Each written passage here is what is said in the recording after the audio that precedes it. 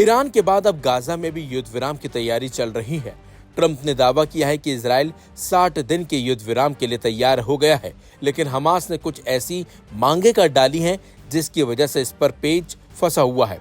इसी बीच हमास के नए सैन्य प्रमुख is Al Deen Al Haddad ने अब तक की अपनी सबसे बड़ी धमकी इजराइल को दे डाली है। रिपोर्ट्स के मुताबिक अल हद्दाद ने इजराइल को सम्मानजनक समझौते के लिए सहमत होने या एक और निर्णायक युद्ध के लिए तैयार रहने की चेतावनी दी है। सैन्य प्रमुख की टिप्पणी तब आई जब हमास ने कहा कि उसने अमेरिका के 60 दिवसीय युद्ध विराम प्रस्ताव पर सकारात्मक प्रतिक्रिया दी है। कथित तौर पर फिलिस्तीनी समूह ने गाजा से आईडीएफ की व्यापक वापसी योजना की मांग की है। इसके अलावा घेरे हुए पट्टी के चल रहे मानवीय संकट पर ध्यान केंद्रित किया है। इजरायली मीडिया रिपोर्टों के मुताबिक इजराइल अमेरिकी प्रस्ताव पर हमास की प्रतिक्रिया की समीक्षा कर रहा है। युद्ध विराम पर मध्यस्थों के प्रति हमास की प्रतिक्रिया के बीच इसके सैन्य प्रमुख ने ये चौंकाने वाला संदेश जारी किया है। इज्जत अल दीन अल हद्दाद ने चेतावनी दी है कि गाजा युद्ध मुक्ति या शहादत का युद्ध बन सकता है। अल हद्दाद ने अपने समकक्षों को चेतावनी दी है कि अगर इजराइल सम्मानजनक सौदा नहीं करता है तो युद्ध और भी बदतर हो सकता है। मध्य पूर्व इंटेल अधिकारी ने न्यूयॉर्क टाइम्स को हमास के नए सैन्य प्रमुख की योजना का खुलासा किया। नेता युद्ध के पूर्ण अंत आईडीएफ की वापसी से पहले किसी भी बंधक की रिहाई को रोक सकता है।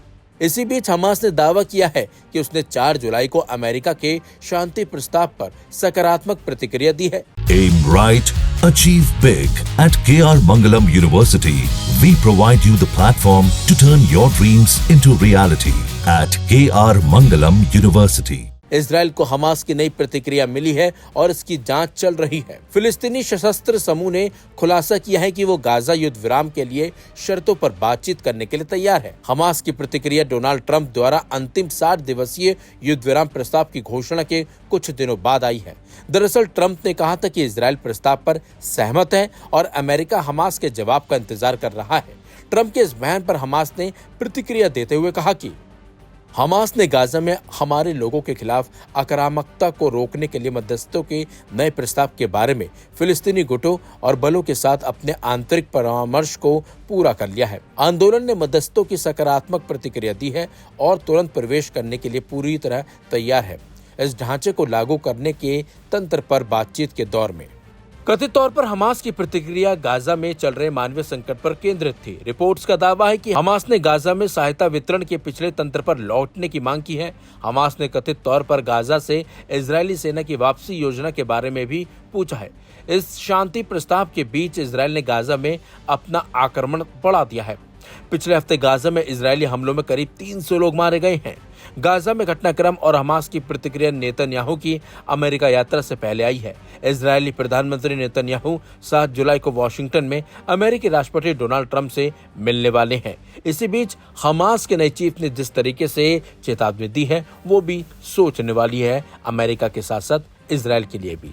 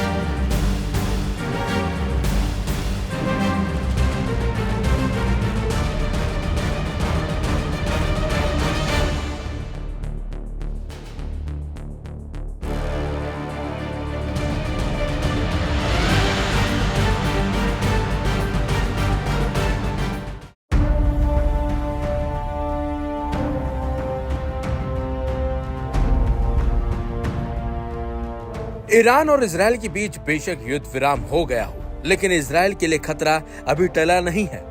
खबर यह कि इजरायल में हवाई हमलों के बाद अब जमीनी हमलों की आशंका बढ़ गई है।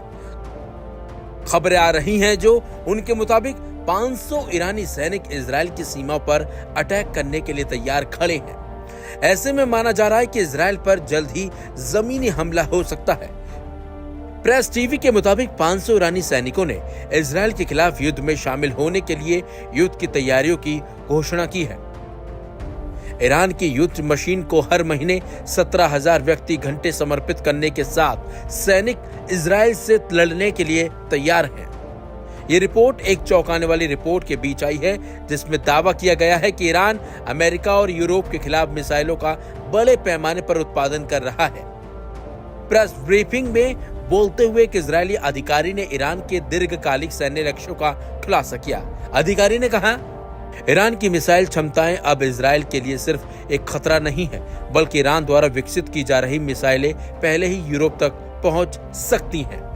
ईरान के मिसाइल भंडार में अगले कुछ सालों में 20,000 की वृद्धि हो सकती है। 13 जून को इजराइल ने ईरानी सैन्य कमांडरों और परमाणु वैज्ञानिकों पर बड़ा हमला कर दिया था। वहीं ईरान की सेना ने कहा कि उसने 3 परमाणु स्थलों पर हमले के बाद अपनी तैयारियों का स्तर और बढ़ा दिया है। वहीं विशेषज्ञों के मुताबिक इजराइल के युद्ध ने सऊदी सहित खाड़ी देशों को ईरानी जवाबी कार्रवाई के बारे में चिंतित कर दिया है। ये विशेष तौर से 23 जून 2025 को कतर में अमेरिकी बेस पर ईरान के हमलों के बाद आया है। Aim right, achieve big. At KR Mangalam University, we provide you the platform to turn your dreams into reality. At KR Mangalam University. अल उदीद अमेरिकी एयरबेस पर ईरान के हमले ने एक स्पष्ट संकेत दिया है कि खाड़ी देशों में जल्द ही एक व्यापक युद्ध छिड़ सकता है। कतर पर ईरान के हमले के बाद सऊदी अरब ने पहली बार थार्ड मिसाइल रक्षा प्रणाली तैनात की है। ईरान के क्रूर हमले में इजराइल का साथ देने के बाद मोहम्मद बिन सलमान अब दहशत में है।